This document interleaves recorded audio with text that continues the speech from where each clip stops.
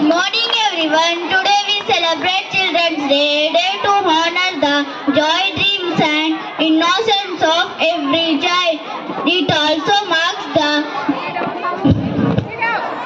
birth anniversary of Pandit Jawaharlal Nehru, our first Prime Minister, who believed that children are future of our nation and them call the birds in a garden that need care and nourishment. Children's Day is reminder for us to protect their rights, support their growth and create world where every child can try. It's a day to thank our parents and teachers for their love and